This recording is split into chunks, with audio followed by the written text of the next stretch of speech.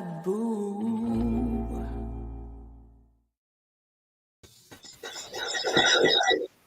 Hello, good afternoon, everyone. Welcome to Revenue Hacks.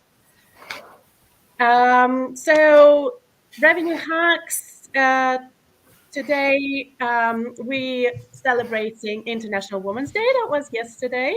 Congratulations to all of the lovely ladies here. Yeah. Yay!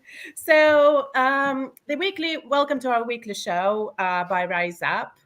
And we aim to tackle serious questions, serious topics, and turn them around in a simple way. So we share best practices, tell our personal stories, and talk without. We sometimes we don't think what we say, but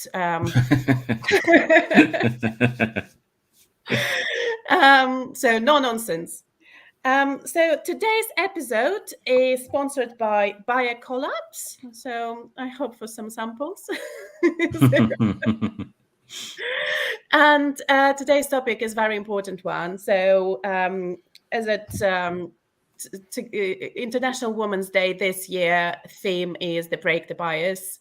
And our topic today is Break the Bias. So it's extremely important. We see a lot of women in hospitality. We all in hospitality work together. Still, we see not that equal on a leading roles, I would say. That's my personal observation. But what do you guys think? So I probably will start with introduction. Sorry, I haven't introduced myself. If you don't know me, I'm Anna Sirba. I'm operations manager at Harbour Hotel. So I would have a question to everyone in the panel. So what do you guys think? And introduce yourself at the same time. Shall we start with Calvin? Hi, good morning. It's still morning where I am. My name is Calvin Tilokee. I'm a social media consultant as well as a certified hospitality leadership coach. I'm excited to get into this conversation. I think it's an important one for people of all genders to have. It's important for everybody, and I'm looking forward to listening and also giving my 2 cents. Idoia? Sure. So thank you, first of all, again, for having me back here in the panels. So I'm Idoia. I'm based in Spain, and I'm chapter leader for Rise Up here in Spain now for 2 years or more. And in the last years, we basically focused on creating community, on trying to help other people, not just women, but any other person on the hospitality industry and travel tech to get their voice, to speak up and to get that community moving, to start the change. We've realized, of course, in Spain, tourism is an important economic activity. And we've seen that most of the people working at the industry are women. But it's true that not every one of them are then getting into those leadership roles. Plus, there is not this diversity that we speak about many times, not just women, men, but also racial origins, age, many different other factors for the diversity. And I'm happy to be here also explaining my experience now, being 1 year at Ask Suite as business development for Spain. Perfect. Thank you. Suzanne, welcome back. Thank you. Nice to see everyone. Thanks for asking me on. I'm Suzanne. I have just joined the commercial team at Alliance, so I've been there a week. I guess I could probably kick off with a personal experience, and that is when I was much younger, 29, I moved back up to Scotland to a big city where I was acting general manager for a hotel that turned over almost £10 million.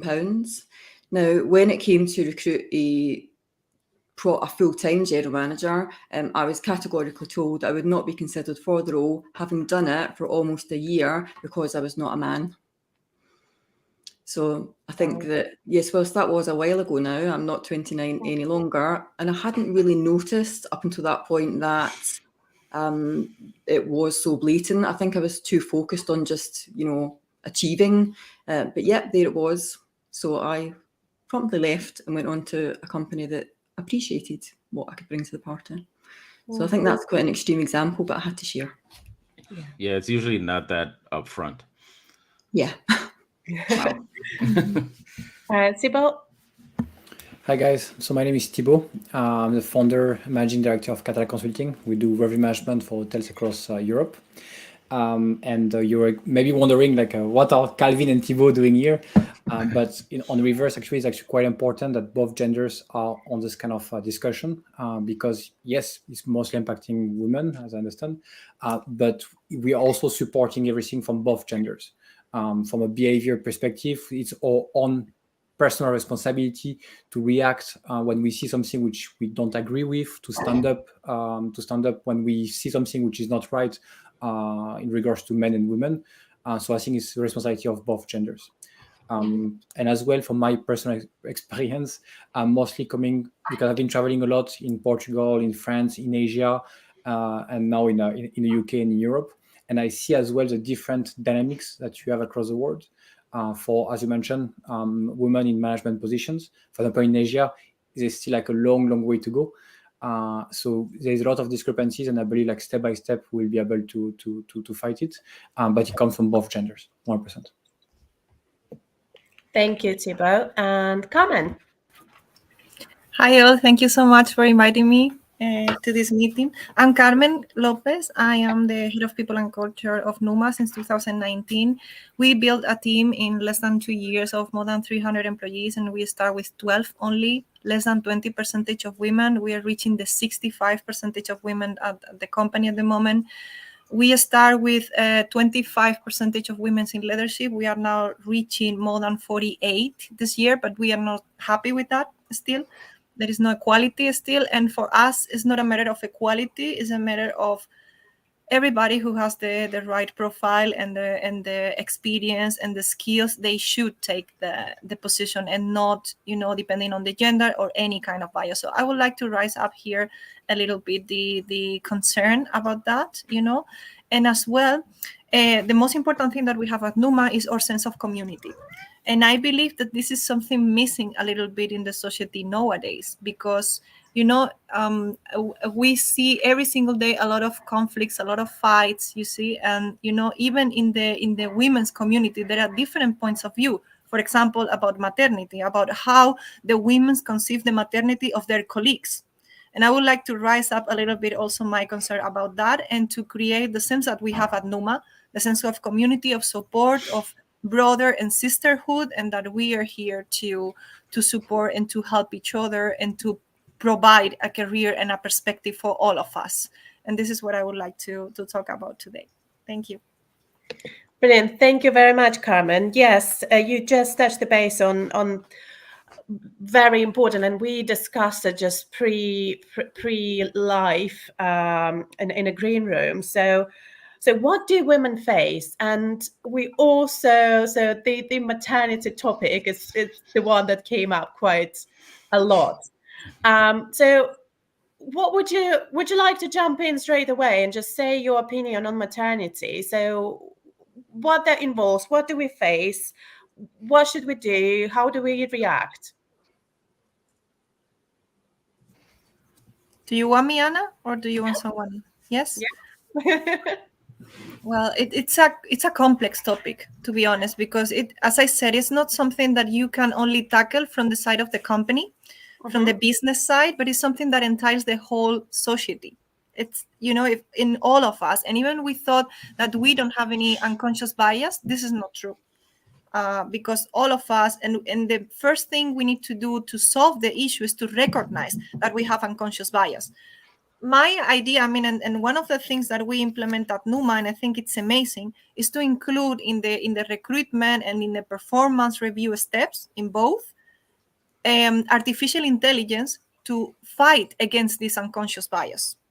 A system that allows you to analyze the performance and analyze the skills and the quality of the candidates without even considering their appearance, their sex, their gender, their orientation, anything, just, performance purely and skills, both. So I think this is one of steps that we did, and that's why we reach more than 56 nationalities at NUMA at the moment, from different backgrounds. And this is one of the measures that we initiate from the very, very beginning. This is one thing. But again, bias in general and bias around maternity is something that we really need to stand up and we need to fight, because it's extremely important. At the end, women are fighting in the workplace in situations that you cannot even imagine. I saw so many things around my career. I saw people even making decisions about their future and their families that never shouldn't be, because they prioritize their career. And this is a reality, like really extreme decisions that I don't want to mention here, but that makes me very, very sad and very angry. And sometimes because of the pressure of the management, because of the pressure of the investors, because of many, many things that are not more important than the life. And we really need to stand for life. This is the main thing I would like to say. Also raise the topic of differences between types of maternity, and also the decision to not be a mother. There are a lot of taboos and a lot of people against this kind of ideas. And I think we need to respect all kind of opinions, and this should be the ground of every single company culture, that respect. And sometimes you see me like be very frontal on that topic and to raise that topic, but it is true that not every day you see these attitudes at the workplace. You see managers telling your employees you are not a good leader because you wear like that. You see managers promoting employees that are men's just because they are men's and they are not women's, and it's not because of any performance reason. There are many unfair decisions, and I believe the HR department and the HR people, the people should be the first one who raise these things and to stop these things from the ground. Never agree because you are in a certain position. In my case, I never agree in certain position because I was doing HR, or I was the head of HR, and if I'm not agree with something, I just tell and I just confront my managers, and I really don't care. I care more about my values, and if I am in a company, it's because I believe in the same values that my founders and my people have. This is something that I have at the moment, and I hope it continues in the same way in the future. But I believe that it's something that we really have a responsibility, not only in our business, in our group of people, but also in general with everyone. So we need to extra go over it, So Yeah. You mentioned about making decisions. So I am, from my personal experience, I'm a mother, and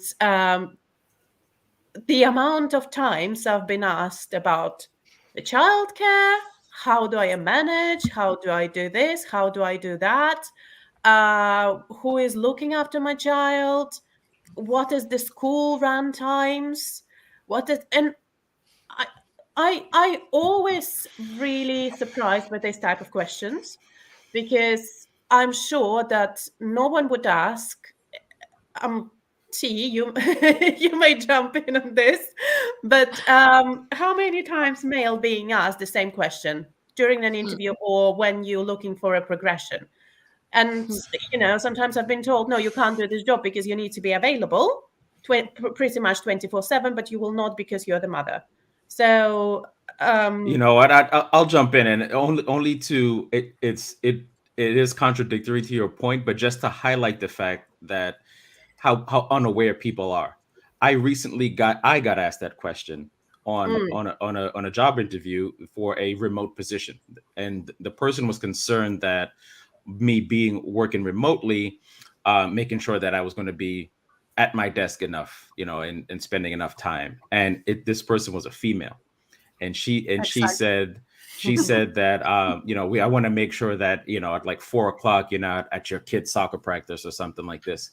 And it just goes to highlight the point that yes, obviously that 99.9% of the time is going to happen to a female. Any female, I think, that goes in an interview, that may cross the interviewer's mind if they're not good at their job. Let's just call it what it is. Any seasoned recruiter, interviewer is going to know not to ask those questions. So that's a huge red flag for you as an interviewee. If you get asked something like that, it's probably not a great place to be. All right, that's definitely something you don't want to answer. Find a way to not answer that question. And there are ways that you can do that. But I just want to highlight the point that it's yes, most of the time it is gender related, but a lot of times these people just don't know what they're doing.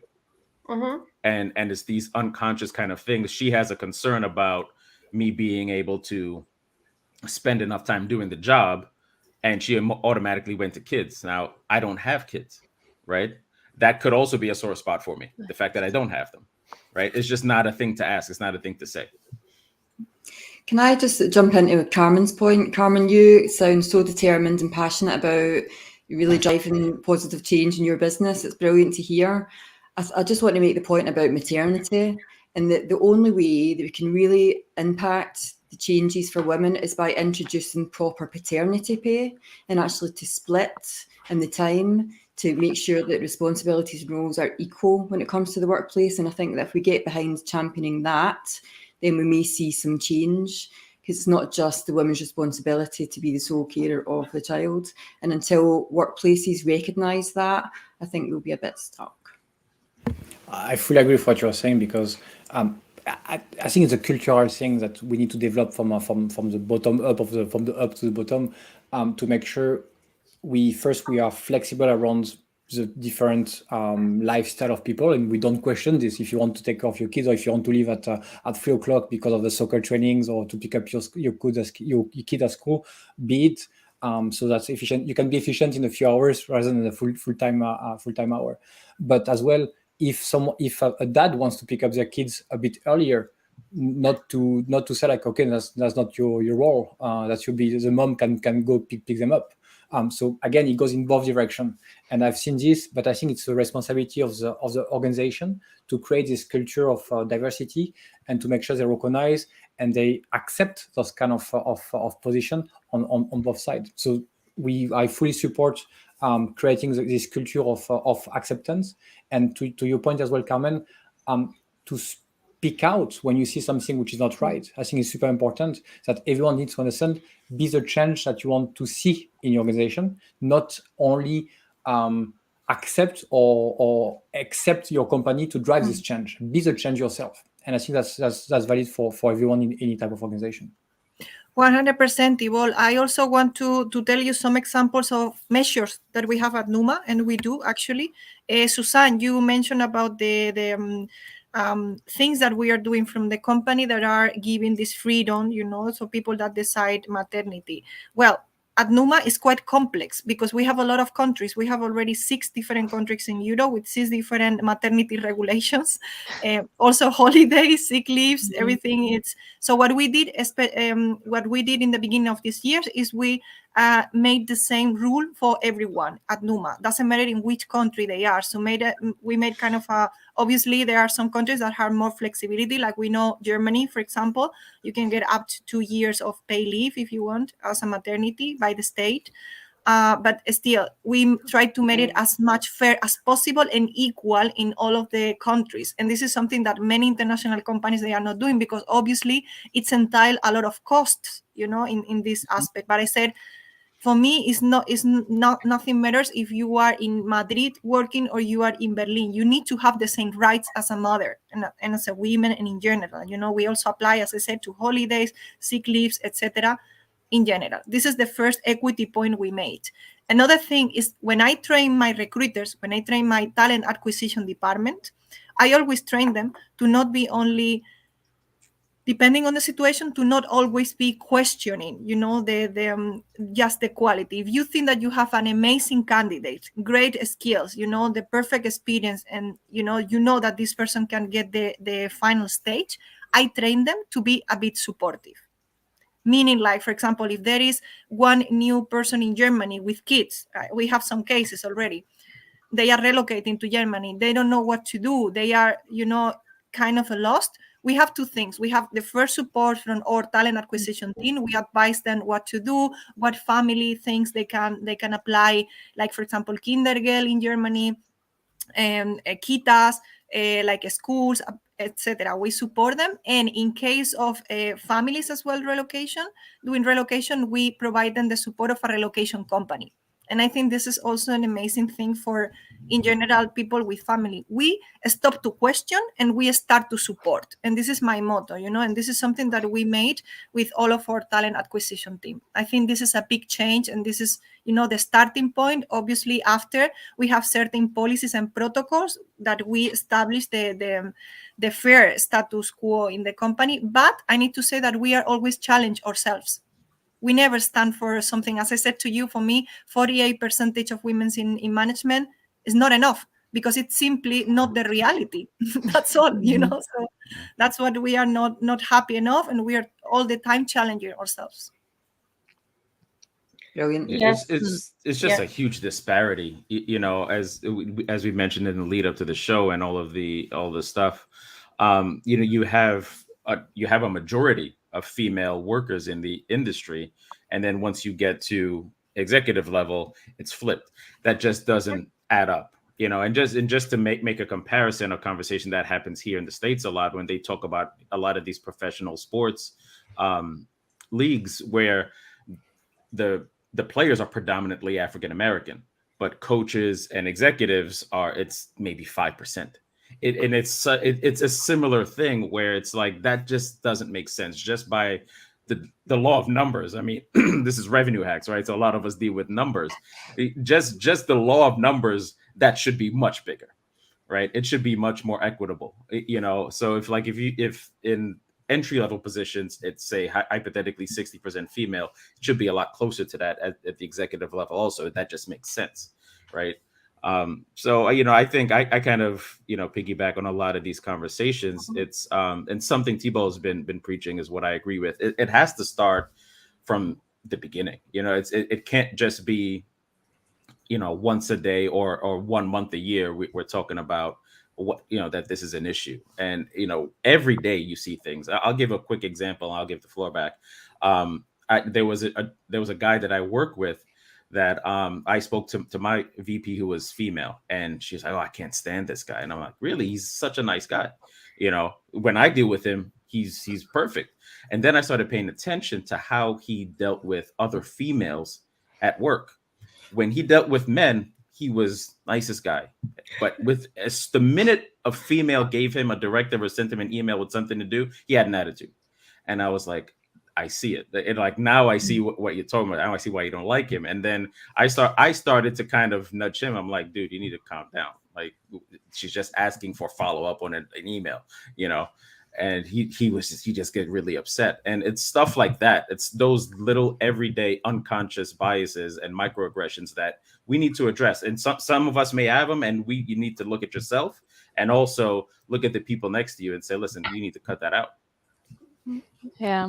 Okay. And definitely, I think that, as you said, it's not just about the woman-man thing or something like that. And I've just seen a comment about hospitality, especially, and the difference, that the lack of finding that talent. But I think that also as a young professional, what I see, I haven't faced yet that situation of me getting asked about motherhood or something like that. But also, I think it's also a bias. We think that depending on the age, you need to do this or you need to do the other. So there we go, another bias more. And on the other hand, it's true that what I see is that not so many companies are also questioning the figures, as Carmen, for example, is maybe doing.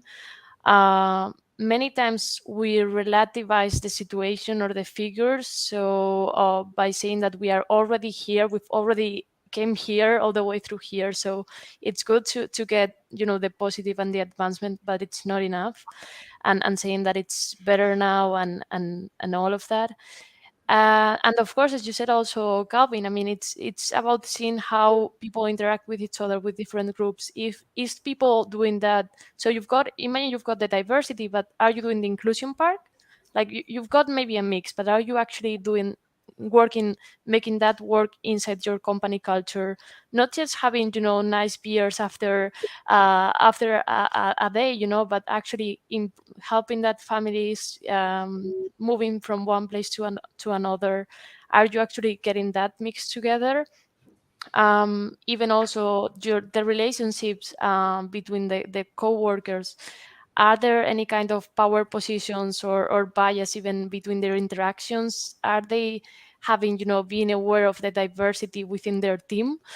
Are they making jokes about each other, jokes that are actually socially accepted but are not actually acceptable in terms of diversity and respect and social justice?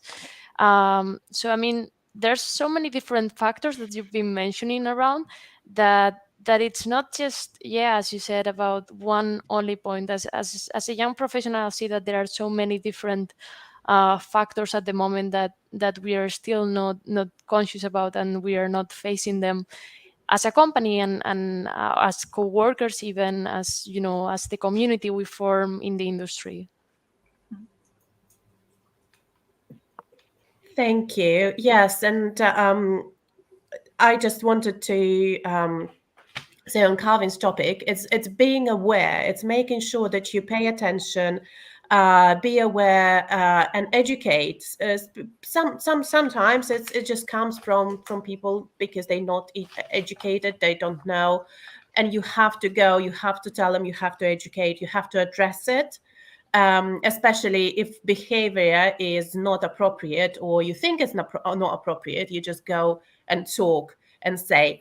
However, there is, and I've seen the comment from Avalon about the differences, and especially one of them is a pay gap, which is quite often accepted by women. So again, we accept, then we go away happy, and then we find out that there is a big pay gap. So again, how this can be addressed? It should be, I don't know, the pay should be public somewhere. There should be information that is available to everyone. Companies should make it. How would you answer or what would you say about that? I mean, I can share a quick story because that's what I do. I tell stories. That's how I best illustrate my points. But I think it comes down to you have to know what you're worth and what the job is worth.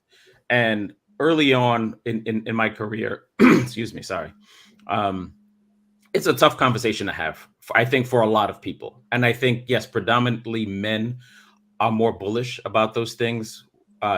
Traditionally, we're less afraid to look like, a bad person, right? We're not afraid to look bad in getting what we want, but we're not all like that, right? And I certainly was not like that early in my career.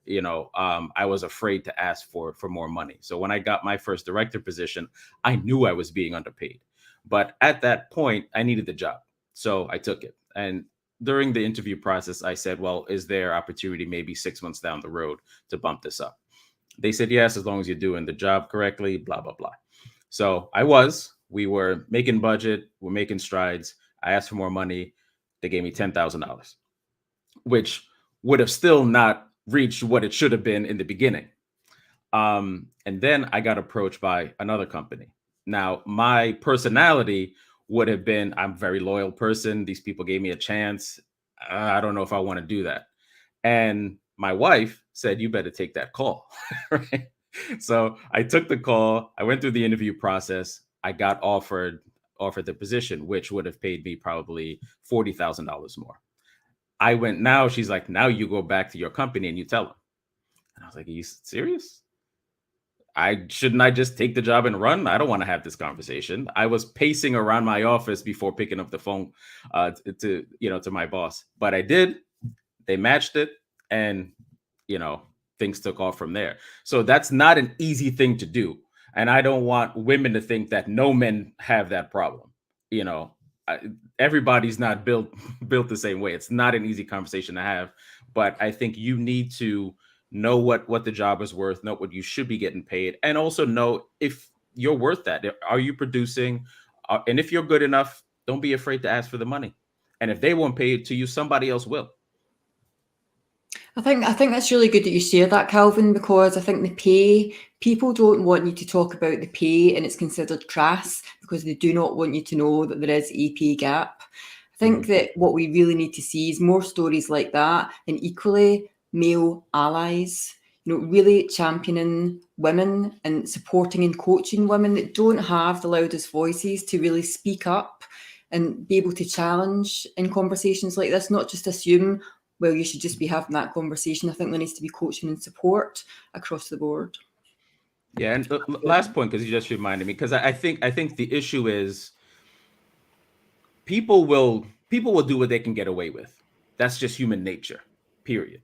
Right? So a company, they know that they're going to pay you less. When a job description's out there, they're not giving you the top end of that budget. Everybody's going to try to cut as much money as possible. So I think traditionally what's happening is they're going to give you the lower end. They offer you the lower end. And if you don't push back, that's what they'll go with. And traditionally, men will push back. More men will push back on that and say, no, I know this should be paying more. This is my experience. And women traditionally probably wouldn't. And that's probably how it starts. Because I think companies just go into it. We're just going to pay as little as possible if we can. And if you don't push back, they'll get away with it. Well, I have an objection on that. Also, Idoia, I think you mentioned something about, I don't know, I don't remember exactly, but just the concept, okay? If you have a good company, if you have good management, if you have good founders, and they are paying you less and they know that on purpose to get more reach on to get its money from their loyal and productive employees, they are not a good company. This is the first thing you need to know. Okay, so that should be clear for you. So this is the advice that I will tell all the entry levels, all the people joining companies. Listen, guys, listen, girls. If you're joining a company that is dealing with you on your salary, trying to lower you a lot to get benefit from that and to be rich based on your salaries, this is not good company and not good future and not good career. And this is where you need to do the choice, And as I said, Thibault before, we need to start from us to make a change. We cannot be, put the responsibility in our management. We cannot put the responsibility in our leaders. It should be starting from us and from our values. And the other question I want to say, Calvin, you mentioned, it was very funny. Your wife told you, take the call. First example, women's are like silent, like we are the emotional ones. We are the people getting very emotional and very attached to things. These are all stereotypes and bias. My wife is very strategic, and I was emotional in that situation, and I would have been like, "Listen, I'm loyal. These people gave me a chance when I had a bumpy road in my career. I don't want to leave them." But I would have been 40,000, light if I'd never went through that process. Of course. And you deserve that, Calvin. So this is what I want to show. The example of Calvin. It's bias again, even happening in our lives. So we need to be very conscious about that, and we need to do the best for our career, but also again for the society. We need to stand up for that. I think as well in terms of accepting or not accepting any kind of offer, do your research. Look at Glassdoor kind of benchmark. Talk to some recruiters. That's a hard word to say. But like headhunters, talk to headhunters. They know the benchmark more or less for the type of position and experience. So all those kind of information are very valuable when you accept or not an offer. And yes, I think doing your research is very important. And more on, as Calvin mentioned, even if you are very happy in your position, regularly interview for other positions in the market, just to know where you stand and what is your worth. Even if you're not interested, do some interviews to see like, okay, I have a good fit, I'm still valuable in the market or not, and you will see where you stand and what you can, if you can see, maybe you will be back, but at least you will have this kind of confidence to see, okay, I'm actually in line with what the market is willing to pay for me. So yeah, that's one recommendation I will give. I agree And with you, yeah, Thibaut. Yeah, exactly. always Hmm. work to contact maybe a recruiter or agency or somebody in and just go for an interview and just see how much they offer you. and then Yep. and then you can assess yourself, and then you can decide like, okay, I'm doing ABC, and they offer me for the same job, they offer me more money, or they offer me less money, or it's the same. So, and then you know where you stand, and it's a really good advice to do. And yeah, I would definitely add also that in that process, what I feel is that companies are always open to negotiate. So just be open to negotiate, be open to speak to other colleagues, be open to have that not so nice conversations about salary, about policies, benefits, not just salary, but also how is a day like, how is their support you get if something happened, what is the support, what is all of that policies that maybe sometimes some companies are like, oh, they are already asking me about, benefits, or not just benefits, but actually rights on sick leave or maternity leave, as we spoke before. I mean, if a company is not really open on that, that's already a signal, right? And especially, Yep. I would say that we are talking about all of this from kind of a privileged position. So all of us here, we are talking about, being able to ask, being able to talk openly to other colleagues, being able to that. So not everyone is maybe in that position, and especially when you enter a market. So and from different backgrounds or different countries, so different situations. So always keep that also in mind, that position of privilege, it's also something that not everyone can make it, and cannot talk freely about different topics, or even equality policies, inclusion policies, or yeah, all that kind of different rights that in some countries are in a different situation. Can I Yeah, just come back to the point? Sorry, Calvin. I Go just ahead. wanted to No, go ahead. say about the point about going for interviews and also always seeing what's out there in the marketplace. I think we have to have a trust in the leadership of the businesses that we're working in.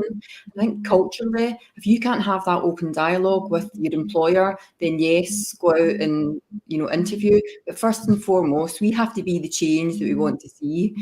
So yes, go out and see what's out there in the marketplace, but ultimately trust in your leadership. And I think that that's especially true if your senior leadership team are male. You have to build the trust there. And I think that's quite a fundamental thing to being employed in a business where the culture is about driving performance. Yeah, absolutely, I agree with you, Suzanne. Sometimes the company will not know how to benchmark themselves. Unfortunately, I've seen that as well, where they would just say, okay, we've paid this 10 years ago, why we should change the pay? Okay, we put it up with the national minimum wage and add a little bit more, where the other businesses in the area moved on. Yeah, so there should be a live market and people should talk. And yes, you have to have a trust, definitely 100%. But you also need to go there and talk to them and say, listen, this is Absolutely. what. Yeah. You mentioned about the leadership positions, and mainly men are on still with 60%, 70% women in hospitality and hotels, but we see that on senior roles are male. So what's your experience on that, guys? So do you see it in your businesses? Still the same? Nothing changed? You're mute, Kevin. Forgot she muted me, man. We gotta too much restrictions around here. Censorship. No. I've been mostly reporting to women in my career. Every single one of my VPs until the last one was female. But I know that that's not typical. I know it's not typical, but what I will say is that it's possible, clearly, and I worked in some bigger markets, New York City, and, the surrounding areas, and even in LA. So I think I think it goes to show that it is possible out there if you're doing the right things, and if you're doing all the things that we talked about here today. You can be part of that change. But the industry as a whole still has a long way to go. But my experience has been very different to most. I would agree. It's Calvin. I'll jump in and say that my experience, by and large, has been quite different to most women as well. And I don't know if that's just because I just tuned it out, and I wasn't particularly interested in any of that nonsense. Yeah. I wasn't having it. And equally, I'm not really ever worried about calling it out. So I've had directors stare at my chest and I've said, "What are you looking at?" Things like that, where it's just not acceptable. It's not acceptable behaviour. Yeah, good for you. Not everyone can. So yeah. I suppose I always had a bit of a reputation going into jobs of don't mess, but that's not everyone's the same. Right. No. I mean, from experience, I think it has. I think it has improved. There's still a long way to go, but I think it has improved. The Me Too movement has been one of the biggest triggers I've seen on the last few years. And it has changed quite a lot in the workplace and outside. So I would say it has improved compared to when I started 12, 15 years ago. But still a long way to go. I agree. Yeah, I think it starts with awareness. And I think that's been the biggest thing about the Me Too movement in particular. Mm-hmm. It's made it commonplace for everybody to talk about, whereas these things were either taboo or people, quite frankly, I think some people just didn't know how bad it was. I remember being very shocked when that started trending and how many friends I had been victim of certain things in the workplace. I was shocked. It made me sad. I'm like, this, like literally every woman I knew had a story. I was like, that's, we do have to get men involved in these conversations. I don't think it should be something that it's a closed user group of women all kind of saying, well, this has happened to me and how awful. Men have to be party to that, and they also have to be a massive part of the change. We cannot do it on our own. You need the man sat next to you to say, shut up, let Anna talk. It needs to be at that level. And I think all those subtle changes in the workplace comes from awareness. Yeah. People have to be aware and conscious that they exist and that women are not always comfortable in those environments. Absolutely. 100%. Yeah, awareness. And if you, as we mentioned already, if you see it, just try to fix it there and then, just address it straight away. Big topic. We were talking for 45 minutes already. It's like 5 minutes. We can keep going. Yeah, that's like 5 minutes. And I think for us, it's and so many comments. Thank you very much, everyone who is an audience. Thank you very much for your comments. We read them all. We don't really had the time to address or to talk about. Thank you very much, but we're going to come back to you if you really have it, just message us. So I think it's a time for the growth spot from Calvin.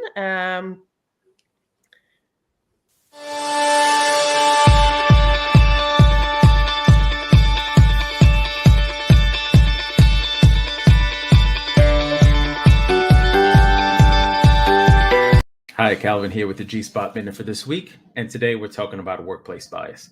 As a Black man, I have dealt with my share of bias and discrimination in the workplace. I have been in many boardrooms where I'm the only person of color. My best approach was to let my work do the talking. I earned my seat at the table and I acted like it. Regardless of what anyone else thought, I knew I belonged there. I was also fortunate enough to work for many female bosses and saw firsthand the type of bias and discrimination that goes on. My advice would be the same. However, we as men, we need to take it a step further. If you see something, say something. In order for things to change, everyone needs to be speaking up, not just women or others that are affected by bias. People react to people that they have things in common with. Men need to hear from other men when they're out of line. It's not always easy, but change never is. Thank you very much, Calvin. That was great advice. Let's do talking. Absolutely. At the end of the day, that what you do talks about you. You are your own PR, advertisement, and everything else. Thank you for that. Again, thank you very much for everyone who joined us today. The conversation flew by. So yes, 45 minutes is just gone. And I think we could have talked and talk more about it, because it's a very hot topic. So a very important one. Thank you, and see you next week. Hi, guys. Yes. Break the bias. Break the bias. Take the bias.